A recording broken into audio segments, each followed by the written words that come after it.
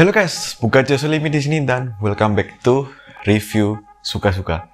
Jadi di video kali ini aku akan sharing ke kalian tentang pengalamanku menggunakan iPhone X Inter bekas.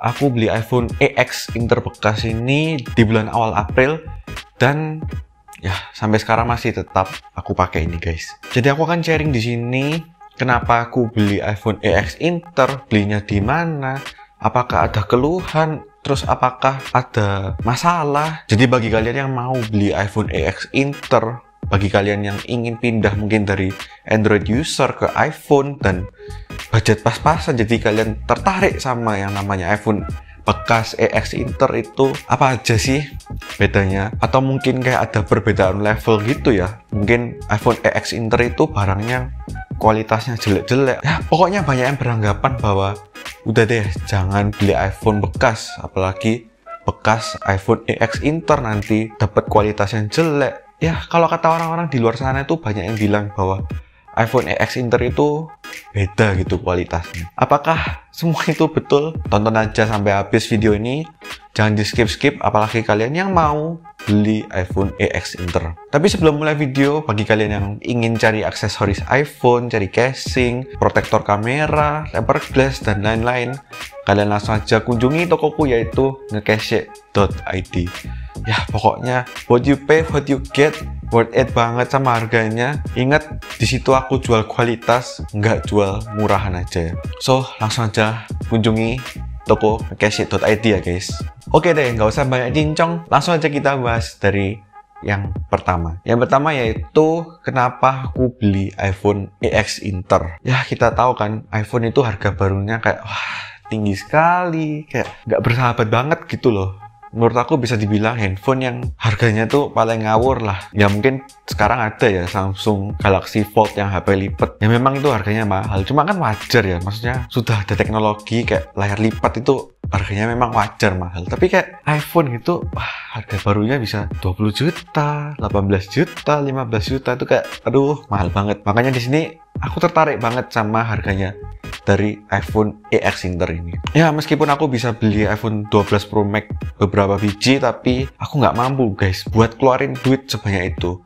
Mendingan duitnya dibuat investasi, diputar lagi buat jualan. iPhone XS saja ini sudah lebih dari cukup bagiku ya, karena aku carinya kebutuhan bukan buat gengsi aja. Tapi kalau tongkrongannya sih menurut aku masih ganteng lah ya iPhone XS ini, dan gengsi Apple di sini masih kerasa kok guys. Jadi oke lah. Terus yang kedua, belinya di mana? Aku beli iPhone ini di Yohanes Kosek. Tokonya di mana? Yaitu lokasinya di Malang. Kalau kalian tahu di dekat Bucikit atau dia di dekatnya lapangan Rampal situ. Kenapa aku beli situ? Karena aku sudah tahu reputasi dari tokonya ini sejak aku kelas 1 SMA. Kalau nggak salah ya guys. Pokoknya sejak aku punya IG, namanya kan unik gitu ya. BTW aku sekarang di semester 7 dan ya tokonya masih jalan dan bagus lah reputasinya menurut aku ya. Tapi disclaimer dulu, aku di sini nggak merekomendasiin toko apa. Aku di sini netral. Kalau bagus ya aku bilang bagus, kalau jelek ya aku bilang jelek. Kalian mau beli di mana terserah kalian, itu tanggung jawab kalian. Kalau ada kerusakan apa-apa itu terserah kalian ya. Kalau kalian ada toko favorit ya nggak apa-apa, itu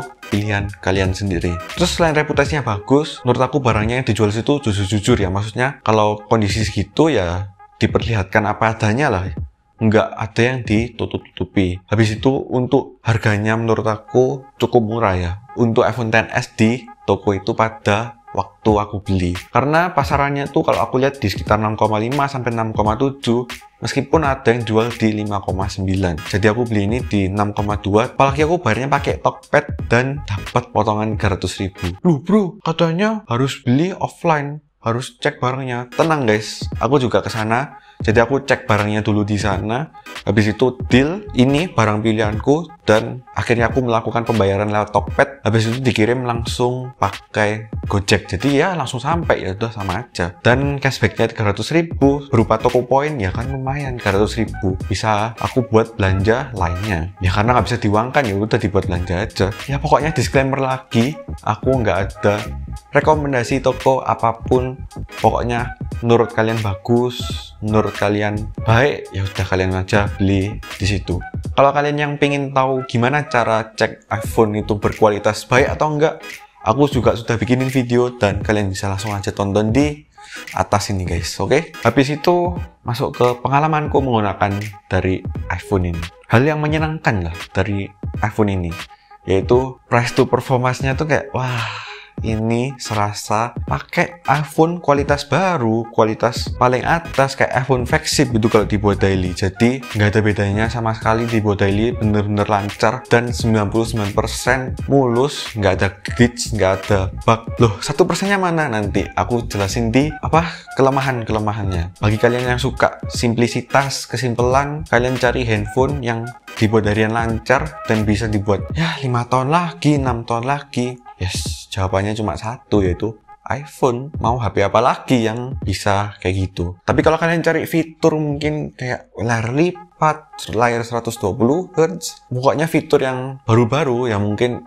di situ iPhone kurangnya ya. Kalian bisa ya cari Android atau yang lain. Aku juga nggak tahu. Habis itu dari segi performa, dari segi battery health, dari segi chipset itu menurut aku masih jos banget performanya, dan aku juga sudah cek di Antutu Benchmark itu angkanya nggak ada pengurangan sama sekali. Aku sudah cek dan dapat di angka 430.000 deh, dan normalnya ya juga segitu kalau aku cek di review dulu ya yang baru beli iPhone XS ini. Serta di sini baterai health-nya ya tetap dari aku beli ya 87%. Sampai sekarang 87%. Pemakaianku juga ya normal-normal aja. Ngegame jarang banget sih. Tapi kalau misalnya HP-nya lagi dicas, kalau aku butuh ngetik, butuh aku pakai HP ya aku nyalain. Maksudnya nggak yang tipe orang eman sekali ya. Kan ada kalau orang yang ngecas terus HP-nya bener-bener ditinggal, dimatiin, nggak boleh disentuh-sentuh. Aku orangnya nggak ya guys. Ya namanya pakai HP, mau baterai health-nya berkurang, ya pemakaian ya wajar dong berkurang. Dan di sini surprisingly sudah hampir 5 bulan, itu baterai health-nya masih tetap nggak berkurang. Wah, ini kayak beli iPhone second di orang terdekat kalian deh pokoknya. Jadi pengalamanku, experience-ku di sini oke banget, puas lah pakai iPhone X Inter ini. Tapi kalau dari segi body, dari segi fisik ya namanya juga pemakaian, besar-besar dikit. Ada lah di layar, ada juga presetnya ya mungkin cuma satu garis itu, dipasangi tempered glass juga ketutupan. Untuk di bagian belakangnya sini ya ada juga besar-besar kecil-kecil, di bagian stainless steel frame-nya juga ada. Wajar lah ya, namanya juga pemakaian. Malah nggak wajar kalau HP itu bekas dan ada umurnya terus bodinya masih bener-bener mulus. Menurut aku tuh udah nggak wajar lagi. Terus untuk hal yang aku suka lagi dari iPhone X Inter ini adalah harga jualnya yang nggak turun-turun banget, bahkan bisa dibilang turunnya cuma sedikit. Jadi kalau kalian tipe orang yang suka kondakan di HP, atau mungkin kalian ingin jualan lagi, menurut aku iPhone X Inter tuh pilihan yang tepat ya. Misal aku dulu beli di 6,2 ya, terus sekarang harganya di 5,7 sampai 5,9. Kalau aku jual di 5,7 ya berarti kan cuma berkurang ya 500.000, sekitar segituan. Apalagi aku belinya kan dapat cashback, jadi wajar lah untuk berkurang segituan. Dan iPhone XS ini dipakai jangka panjang pun masih mumpuni.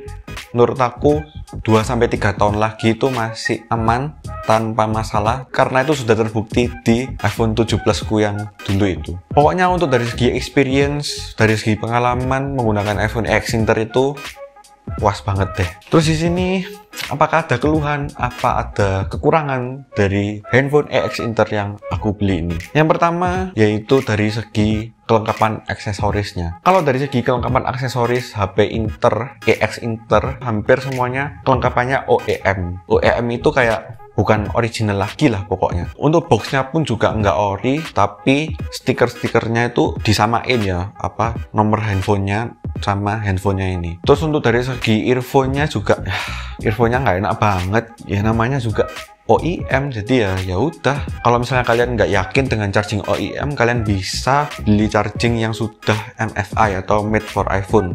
Jadi kalau kalian yang mengharapkan beli iPhone X Inter terus dapat aksesoris original, cas original, earphone original, box original, itu menurut aku udah deh, buang ekspektasi kalian deh buat dapat aksesoris original. Terus yang kedua ya tuh pasti dari segi fisiknya, ya ada preset-presetnya lah. Di sini wajar, cuma bagi kalian yang mungkin baru pertama kali beli iPhone X Inter, buang jauh-jauh deh ekspektasi kalian kalau kalian ingin mendapatkan body yang bener-bener mulus. Malah kalau kalian beli iPhone X Inter bekas, apalagi sudah keluaran agak-agak lama, terus kalian mendapatkan body yang bener-bener mulus 100%, itu sudah curiga deh. Bisa jadi diganti, atau mungkin ya memang beli handphone terus disimpan di lemari selama 3 tahun.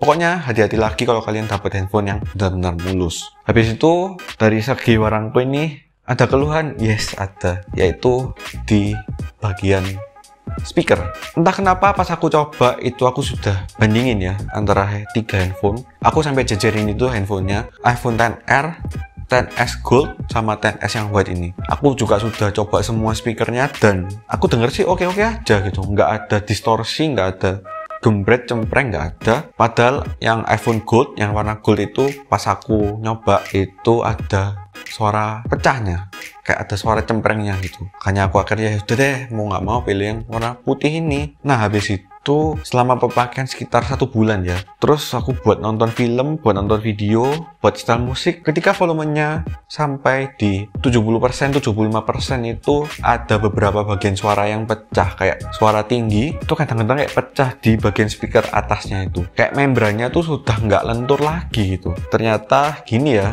beli iPhone X Inter itu meskipun belinya sudah teliti, tapi kayak ada aja gitu yang ya kurang puas lah. Aku bersyukurnya ya udah, untuk ganti speaker atas ini harganya juga nggak terlalu mahal. Kalau aku cek di toko servis itu nggak sampai 500.000 sudah dapat speaker atas yang baru. Menurut aku ya udahlah, nggak apa-apa lah. Toh ya aku jarang nonton di handphone ini. Aku kalau nonton di handphone pasti aku nontonnya di Samsung ini karena layarnya besar. Jadi apakah ada bisa dibilang cacat? Jawabannya ya sedikit banget, yaitu di bagian speaker atas ini setelah pemakaianku ya.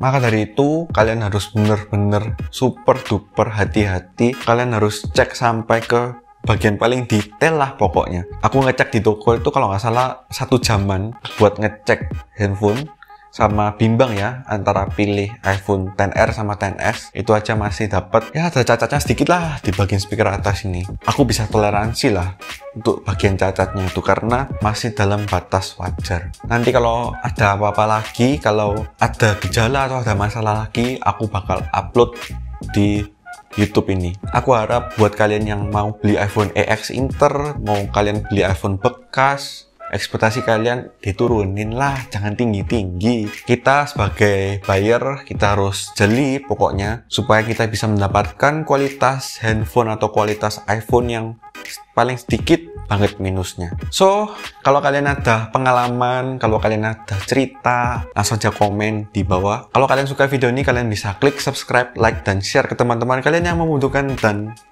sampai di sini dulu deh. Ciao sih lur.